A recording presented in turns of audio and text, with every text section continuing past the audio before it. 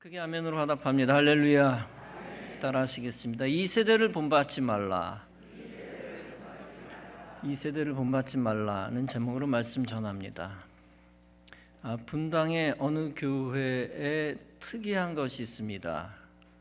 교회 이름을 밝히기가 꺼려지기 때문에 앞글자만 이야기를 하면 M교회, 미음교회입니다. 그 교회 주차장 입구에 흡연실이 있습니다. 주차장 입구이자 본 건물 현관 바로 앞입니다. 주차장 입구와 현관 사이에 흡연실 부스가 있습니다.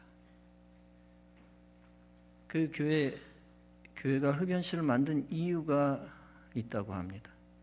흡연자도 자유롭게 교회에 들어올 수 있게 하기 위한 것이랍니다. 그리고 흡연자들이 흡연하면서 모니터로 예배를 드리게 합니다. 여러분, 이것이 그 교회 안에서 가능하게 한 것이 무엇일까요? 다름 아니라 세상 중심의 교회관 때문입니다. 나름대로는 선교 핑계, 전도 핑계 되면서 흡연실을 정당화합니다. 그러나 그 흡연실이 정당화될 수 없는 이유가 무엇일까요? 그 이유는 교회는 세상과 구별된 거룩한 장소이기 때문입니다. 흡연이 건강상 해악하다는 것은 둘째 문제입니다. 흡연은 교회 중심이 아니라 세상 중심의 상징성도 가지고 있습니다. 흡연을 본당에서 이곳에서 할 수 없듯이, 흡연을 유아실에서 할 수 없듯이 교회 앞마당에서도 할 수 없는 것입니다. 왜냐하면 그곳도 교회이기 때문입니다. 우리 예광교회가 흡연자가 교회에 오는 것을 막은 적이 있나요? 실제 우리 교인 중에 흡연자도 여럿 될지도 모릅니다. 그들이 평일에 집에서 피웠는지 회사에서 피웠는지 전 모릅니다. 그러나 주일에 교회에서만큼은 예배 시간만큼은 피우지 않습니다. 그들이 흡연하면서 예배드리지 않습니다. 술 마시면서 모니터 앞에서 예배드릴 수 없는 것입니다. 운동복 입고 운동하며 예배드릴 수 없는 것입니다. 마찬가지로 흡연하면서 예배드려서는 안 되는 것입니다. 본문은 말씀합니다. 그러므로 형제들아, 내가 하나님의 모든 자비하심으로 너희를 권하노니 너희 몸을 하나님이 기뻐하시는 거룩한 산 제물로 드리라. 이는 너희가 드릴 영적 예배니라. 과거 구약 시대에는 자기의 죄 사함을 위해 동물을 대신 제사 드렸습니다. 나를 불태우는 것이 아니라 대신 동물을 불태운 것이죠. 제사장이 동물에게 나의 죄를 대신 전가시킨 겁니다. 그러나 예수 그리스도 이후에는 자기 자신, 우리 자신을 직접 드립니다. 예수 그리스도가 이미 대신 나의 제물이 되셨습니다. 하나님이 우리의 죄를 예수님께 전가시킨 것입니다. 그것을 믿는 우리들은 구원 생명을 얻었습니다. 대신 구원받은 우리들은 우리 자신을, 우리 살아있는 몸을 하나님께 드려야 합니다. 우리의 생각과 마음과 몸과 영혼을 하나님께 드려야 합니다. 우리의 존재 자체와 우리의 생활 자체도 하나님께 드려야 합니다. 어떻게 드립니까? 하나님께 예배 시간에 예배 드리면서 우리를 하나님께 드리는 것입니다. 예물을 드리고 시간 드리며 우리를 하나님께 드리는 것입니다. 교회 안팎에서 헌신하고 봉사하면서 우리를 하나님께 드리는 것입니다. 희생하며 하나님께 드리는 겁니다. 주님께 드릴 때 중요한 것이 있습니다. 그것은 예배 드릴 때 정결하게 드리는 것입니다. 몸과 마음을 깨끗하게 하여 정성껏 하나님께 예배 드리는 것입니다. 예물도 기왕이면 하나님께 합한 것을 드려야 합니다. 도둑질한 것 가지고 드려서는 안 됩니다. 사기친 돈 갖고 드려서는 안 됩니다. 오직 정당하게 정직하게 번 돈 가지고 예물을 드립니다. 헌신하고 봉사할 때도 원망 없이 해야 합니다. 인간의 생각으로만 헌신해서는 안 되고 억지로 봉사해서 안 됩니다. 하나님의 은혜를 갚는 심정으로, 감사하는 마음으로 봉사할 수 있어야 합니다. 그것이 생활을 또 인생을 깨끗하게 주님께 드리는 것입니다. 그 모든 것이 하나님께 드리는 영적 예배가 됩니다. 영적 예배는 무슨 뜻입니까? 인간 중심, 육체 중심의 예배가 되어서는 안 된다는 것입니다. 영 중심, 하나님 중심의 예배가 되어야 한다는 것입니다. 왜냐하면 하나님은 영이시기 때문입니다. 따라서 예수님은 요한복음 4장에서 말씀합니다. 아버지께 참으로 예배하는 자들은 신령과 진정으로 예배할 때가 오나니 곧 이때라. 쉽게 말하면 예배는 신본주의로 드려야 한다는 것입니다. 인본주의로 예배드리면 신령과 진정으로 드리기 어렵습니다. 하나님 중심, 영 중심으로 드리기 어려워집니다. 오직 예배는 하나님 앞에서 하나님을 향하여 하나님 중심으로 드려져야 합니다. 영적 진정성과 거룩성을 가지고 드려야 합니다. 그때 비로소 하나님이 기뻐하시는 제사, 받으시는 제사가 됩니다. 하나님이 아벨의 제사를 받으시고 카인의 제사를 받지 않으셨습니다. 가인의 제사는 인간의 생각이 앞선 인본주의 제사입니다. 하나님이 명한 제물을 드리지 않고 자기 소견에 좋은 대로 곡식을 드렸습니다. 하나님이 곡식 자체를 받지 않으신다는 뜻이 아닙니다. 단지 당시 하나님이 명한 죄사함의 제사는 피 흘림의 제사였습니다. 곡식을 가지고 피를 흘릴 수 없었습니다. 그러나 가인은 무조건 자기 생각대로 뭐든지 드리기만 하면 된다고 여겼습니다. 따라서 자기가 재배한 것 같고 가장 편리한 방식으로 드렸습니다. 그것이 세상 보기에는 너무나 좋은 제사라고 평가받았을 것입니다. 정성이 많이 들어간 좋은 제사, 양질의 것을 드린 좋은 제사라고 여겼을 것입니다. 그러나 그것은 하나님의 방식이 아니었고 하나님이 기뻐하시는 것도 아니었습니다. 따라서 가인은 책망을 받았을 뿐만 아니라 아시다시피 무서운 범죄까지 저지릅니다.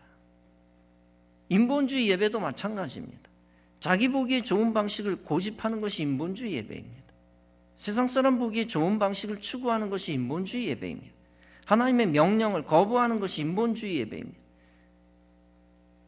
그 거부 자체가 거룩하지 않은 예배입니다. 사울 왕은 자기 소견대로 제사를 마음대로 드렸습니다.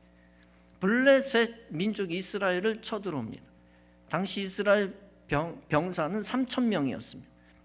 블레셋은 병거가 3만, 마병이 6천, 군사는 해변에 모래 같다고 했습니다. 10배 이상 되는 블레셋을 보고 이스라엘은 사기가 떨어졌습니다. 사울왕의 마음은 조급해지기 시작했습니다. 전쟁을 시작하기 전에 사무엘 선지자가 와서 제사를 드리기로 했습니다. 그러나 사무엘이 오기로 한 날짜가 지났는데 사무엘은 도착하지 않습니다. 사울왕은 마침내 엄청난 잘못을 저질렀습니다. 제사장과 선지자만 집례할 수 있는 것을 자기가 대신해버린 것입니다. 사무엘이 왕을 질책하며 말합니다. 왕이 하나님 여호와가 내리신 명령을 왕이 지키지 아니하였도다. 왕의 나라가 길지 못할 것이다. 여호와께서 그의 마음에 맞는 사람을 구하여 백성의 지도자로 삼으셨느니라. 즉 자기 소견대로 인본주의 제사를 드린 왕을 하나님이 버리셨다라는 겁니다. 그리고 하나님의 마음에 합한 신본주의 제사를 받으시겠다는 것입니다. 그 제사를 위해 하나님 마음에 합당한 왕을 다시 세우시겠다는 것입니다. 인본주의 제사의 실패를 하나님이 용납하지 않겠다는 것, 반드시 신본주의 제사를 다시 회복시키겠다는 것입니다. 여러분, 제사와 예배는 인간을 위한 것이 아닙니다. 오직 예배는 철저하게 하나님 중심으로 드려져야 하는 것입니다. 인간의 목적을 위해 예배가 수단이 되면 그것은 인본주의 예배가 됩니다. 인간의 번영과 복을 위한 도구가 되게 해서는 안 됩니다. 반대로 하나님의 영광을 위해 예배가 드려지면 그것은 신본주의 예배가 됩니다. 우리의 몸과 마음과 영혼이 온전히 하나님께 드려져야 합니다. 그때 예배는 온전한 영적 예배가 되고 영적 예배가 될 때 비로소 그때 우리도 복을 받는 것입니다. 저와 여러분들은 일생 신본주의 예배만 드려야 될 줄로 믿습니다. 세상 풍조를 따르는 인본주의 예배 중 하나가 있습니다. 그것은 전자게임을 하며 예배를 드리는 것입니다. 생뚱맞은 소리로 들리겠지만 많이 퍼져 있습니다. 육체적 운동을 하며 예배 드리는 것입니다. 실제 교회에서 게임방을 만듭니다.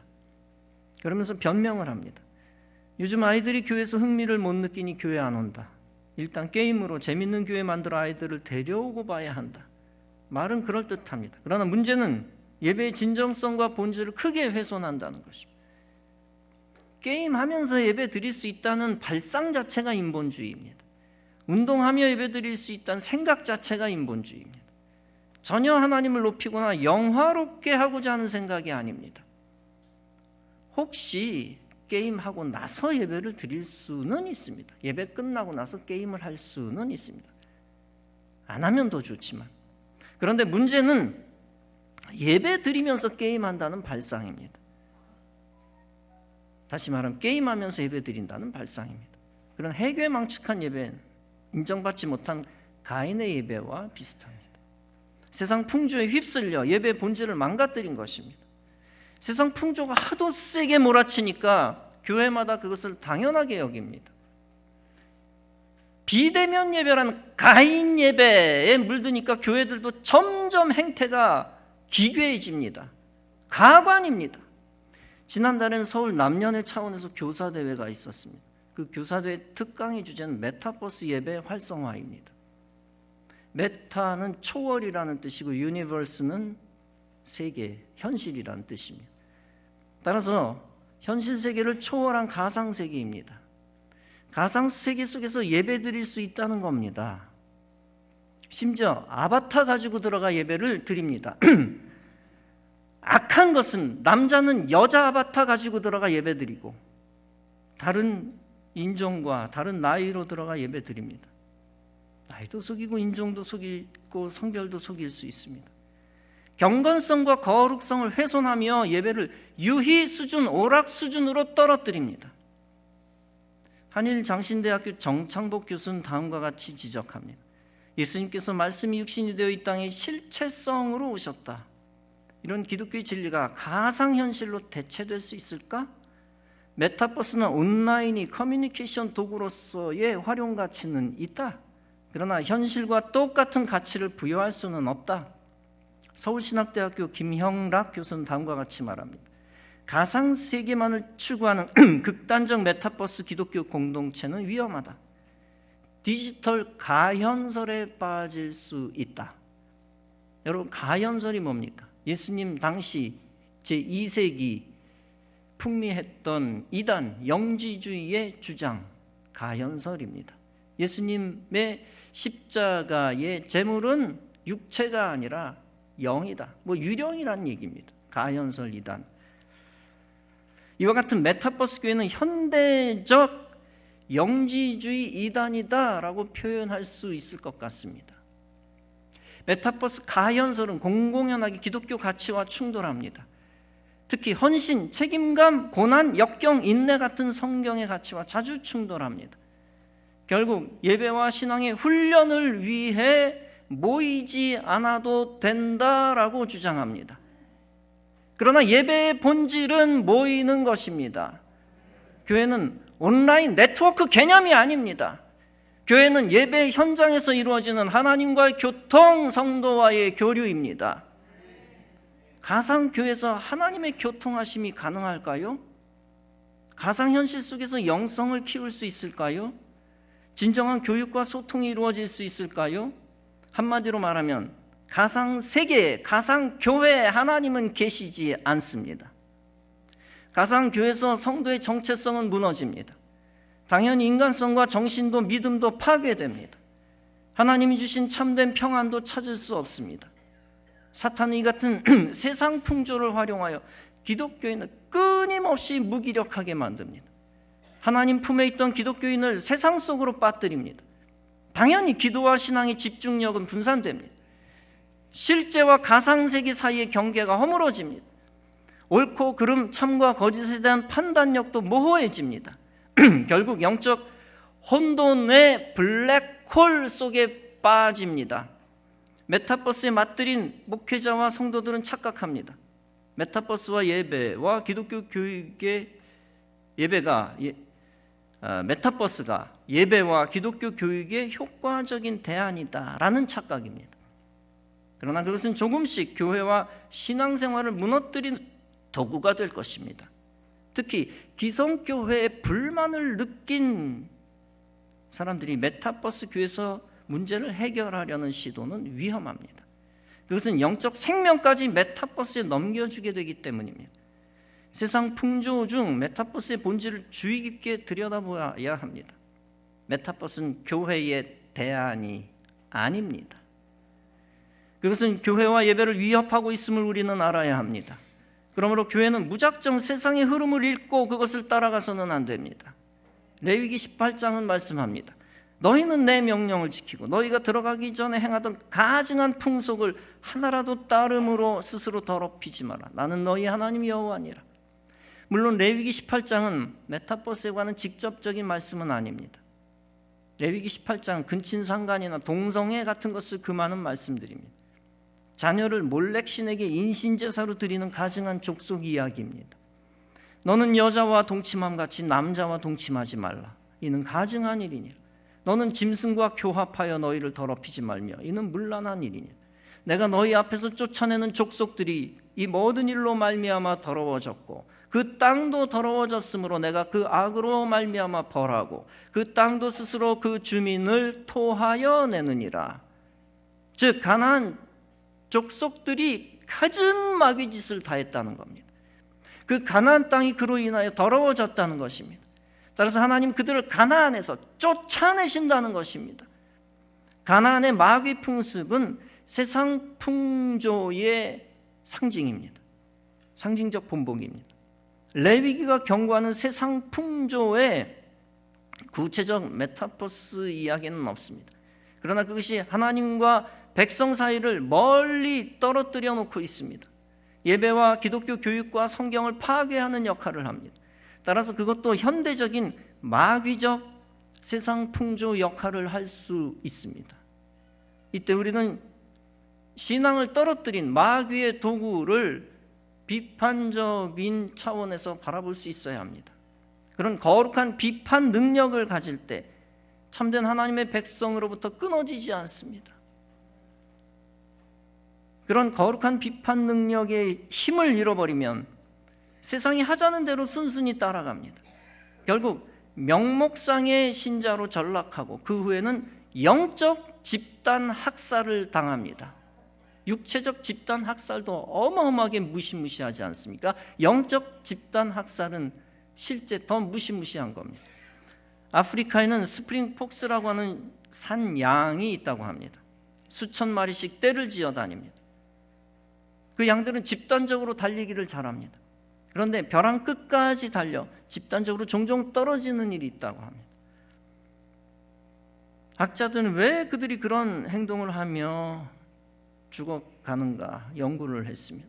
수천 마리씩 떼를 지어 삽니다.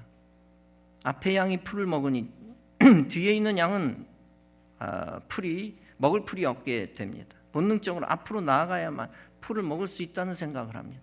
따라서 앞으로 나아가려 합니다. 그러나 워낙 앞을 가로막고 있는 양이 많아 쉽게 앞으로 나아갈 수 없습니다. 그래도 앞으로 나아가려고 앞에 있는 양들을 계속 밀게 됩니다. 앞에 양은 뒤에 있는 양이 미니까 조금씩 걸음이 빨라집니다. 나중엔 뛰게 됩니다. 양은 연약한 동물이기 때문에 집단적으로 움직이는 걸 좋아합니다. 집단에서 이탈하는 걸 두려워합니다. 앞에 양이 뛰게 되면 뒤에 양도 뜁니다. 집단에서 이탈되지 않으려는 본능 때문입니다. 앞에 양은 뒤에 양이 미니까 뛰고 뒤에 양은 앞에 양이 뛰니까 덩달아 뜁니다. 벼랑에 다 다다라도 걸음을 멈출 수가 없습니다. 앞에 양은 뒤에 양에게 밀려 떨어집니다. 그리고 뒤에 양은 그냥 앞에 양을 따라 떨어지는 것입니다. 여러분, 세상 풍조를 따르는 것이 이런 모습과 똑같습니다. 세상이 시키는 대로 교회가 다 따르면 양들은 다 영적 집단 학살을 당합니다. 성도가 이 악한 시대에 영적으로 사는 길이 무엇입니까? 영적 분별력을 가지고 이 세대를 본받지 않는 것입니다. 세상이 죄악에 물들지 말고 마음을 새롭게 하여 변화되는 것입니다. 세상이 시키는 대로 하는 것이 도덕적인 건 줄 알았는데 정신 차리는 겁니다. 그동안에는 세상이 집단 명령에 순복하는 것이 선한 줄 알았는데 세상이 명령하는 대로 움직이는 것이 세상과 이웃을 사랑하는 것인 줄 착각했는데 사실은 영혼들을 죽이는 마귀의 전술 전략이었구나. 이렇게 뒤늦게라도 깨닫고 영적 생명의 자리로 돌아오는 것입니다. 그때 하나님 안에서 영적 평안과 생명을 회복하게 됩니다. 할로윈 데이는 서양에서 시작된 미신적 세상 풍조입니다. 10월 30일이 이날에는 죽은 영혼이 다시 살아나는 날이라는 겁니다. 그날 정령이나 마녀들이 출몰한다고 그들이 믿습니다. 그들은 악마들에게 몸을 빼앗기는 것에 대해 두려워합니다. 두려워한 나머지 그들이 행한 것이 무엇입니까? 기도하거나 찬송하는 것이 아닙니다. 그저 유령이나 흡혈귀, 해골, 마귀, 마녀, 괴물 등의 복장을 합니다. 마귀가 마귀 복장을 하다 보면 우리와 똑같은 마귀이구나 라고 하면 안 들어간다고 합니다. 이런 미신적인 생각을 하고 축제를 즐기기 시작한 겁니다. 거기에 유희적인 요소도 가미된 겁니다. 이 비독교적인 문화가 우리나라를 강타했고 삽시간에 퍼졌습니다. 이제 우리나라에도 이 서양 미신 전통이 판을 칩니다. 젊은이들 사이에서는 유행에 도태되지 않으려 어리석게 동참합니다. 이 미신 축제가 초등학교 프로그램에도 있습니다. 심지어 학교가 할로윈 축제를 위해 학부모들에게 후원 요청을 합니다. 이렇게 미쳐 돌아가는 것이 세상 풍조의 작은 예 중 하나입니다. 사랑하는 성도 여러분, 악은 모양이라도 버리라고 했습니다. 마귀는 우리가 두려워해야 되는 대상이 아닙니다. 그리고 마귀는 어떤 유희의 근거나 대상도 아닙니다. 마귀는 성도가 두려워할 대상이 아니라 믿음으로 이겨야 하는 대상입니다. 성도가 마귀를 두려워하지 않을 때 마귀를 이길 수 있는 것입니다. 성도는 하나님을 떠나 세상에 있을 때 하루라도 빨리 정신 차려야 합니다. 속히 세상 죄악과 거리두기를 하고 하나님 품에 있어야 합니다. 그때 비로소 새로운 피조물 되고 온전한 하나님의 형상을 입습니다. 기독교 역사상 위대한 교부 어거스틴이 있었습니다. 그는 총명하여 학문적인 성공을 거두었습니다. 그러나 그의 마음은 죄악에 깊이 물들어 있었습니다. 그래야 그는 17살의 나이에 여자와 동거하여 사생아를 낳습니다. 더욱이 그는 세상의 혼합주의에 빠졌습니다. 기독교와 조로아스터교와 불교의 가르침을 혼합해서 만든 만이교에 심취했습니다. 완전히 영적으로 악한 세상 풍조의 노예가 되어 젊은 날을 보냈습니다. 그가 세상 속에서 하나님과 멀어졌을 때는 육체의 욕망을 따라 살았습니다. 인간중심주의, 즉 인본주의로 주님을 대적했습니다. 그러나 그의 어머니 모니카의 눈물 어린 기도로 그는 회개하고 주님께 돌아왔습니다. 그 후부터 그는 마음이 새롭게 되었습니다. 남은 생애를 온전히 주님을 위해 사는 자로 완전히 바뀌었습니다. 그리고 사도 바울 이후로 사도 바울을 계승하는 가장 탁월한 신학자가 되었습니다. 그리고 기독교의 진리를 파수하여 지켜내는 큰 공헌을 했습니다. 사랑하는 성도 여러분, 이 시대는 하나님을 대적하며 마귀가 들끓는 시대입니다. 우는 사자와 같이 삼킬 자를 찾는 영적 위기의 시대입니다. 이런 시대 속에서 우리에게 필요한 것이 영적 분별력입니다. 불신 시대 속에 숨어있는 마귀의 계략을 알아차리고 마귀를 대적하는 것입니다. 그렇게 함으로써 여러분 자신을 지키고 성도와 교회를 보호하는 것입니다. 세상에 빠져 마귀 사람 된 영혼들을 다시 찾아와 하나님 백성 삼는 것입니다. 그런 일 감당하기 위해 영적 분별력을 다 얻으시기 바랍니다. 영적 분별력을 가지고 악의 도구를 멀리하시기 바랍니다. 영적 분별력을 가지고 영적 안전지대에 거하시기 바랍니다. 여러분 자신도 거하시고 가족과 성도와 이웃까지 그 안으로 들이시기 바랍니다. 반기독교 세상 풍조는 세상 어느 분야든지 곳곳에서 기승을 부립니다. 정치계, 교육계, 문화계, 경제계 어느 곳에든지 마귀의 문화가 넘쳐납니다. 그때 그 모든 마귀의 문화를 영적 분별력으로 멀리하고 이겨야 합니다. 그런 영적 승리를 거둘 때 어둠의 권세는 떠나가고 성령의 빛이 임할 것입니다. 성령의 빛이 임할 때 여러분들은 빛의 사도로 쓰임받는 거룩한 도구가 될 것입니다. 그때 여러분은 하나님의 선하시고 기뻐하시는 축복의 사람 될 것입니다. 불신앙의 세상 풍조를 영적 분별력으로 넉넉히 다 이기시기 바랍니다. 그로 인하여 하나님의 선하고 온전한 뜻을 이루고 주 안에서 하늘의 기쁨과 생명을 얻는 성도 여러분 다 되어지시기를 주님의 이름으로 축원합니다. 기도하시겠습니다.